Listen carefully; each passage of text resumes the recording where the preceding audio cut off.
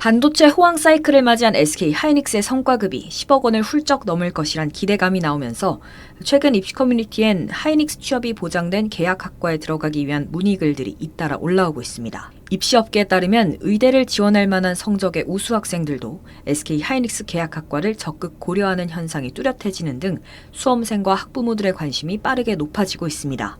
최근 한 대형 입시 커뮤니티엔 의대와 함께 SK 하이닉스 계약학과 지원을 고민 중이다 등의 글들이 올라왔습니다. 신도시 커뮤니티 카페에 글을 올린 한 학부모는 부부둘이 같이 SK 하이닉스를 다니면 서울에 금방 집을 산다고 하니 고3 자녀를 계약학과에 진학시킬 예정이라고 전하기도 했습니다. SK 하이닉스는 현재 고려대, 서강대, 한양대 등 주요 대학과 협력해 반도체 계약학과를 운영하고 있습니다. 계약학과는 졸업과 동시에 입사가 보장되며 등록금 지원, 해외 연수 등 각종 혜택도 받을 수 있습니다. 종로학원이 분석한 최근 2개년 반도체 대기업 계약학과 경쟁률을 보면 2026학년도 SK 하이닉스 계약학과 세 곳의 평균 수시 경쟁률은 30.98대 1로 삼성전자 반도체 계약학과들의 평균 수시 경쟁률보다 2배가량 높은 수치로 나타났습니다. 몇 년 전까지만 해도 삼성전자 계약학과가 SK 하이닉스보다 경쟁률이 높았지만 하이닉스의 높은 성과급 지급 소식이 알려지면서 최근 최상위권 학생들 사이에서 SK 하이닉스 쏠림 현상이 나타나고 있다는 분석입니다. SK 하이닉스 계약학과는 의대와 함께 주요 선택지로 자리 잡을 것이란 전망도 나오고 있습니다. SBS 신정은입니다.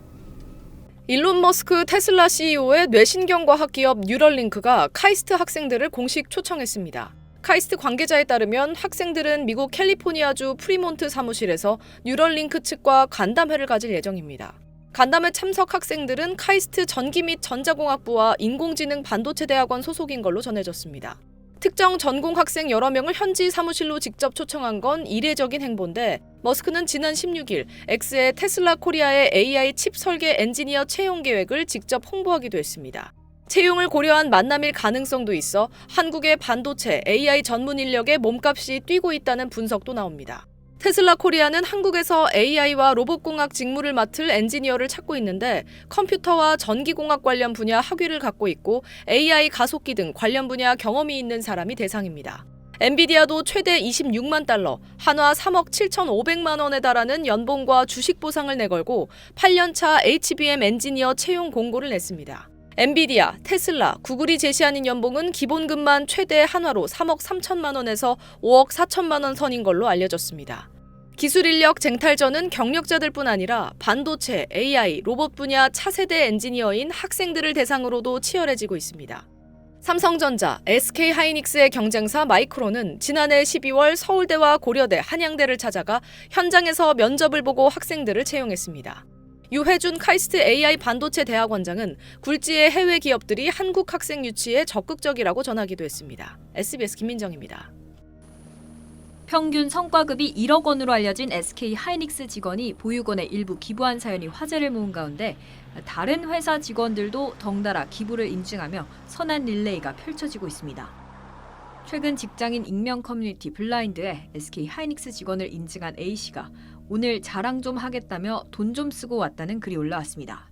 A씨는 피자 10판과 신선한 과일, 간식을 사 보육원 아이들에게 전달했다고 밝혔습니다.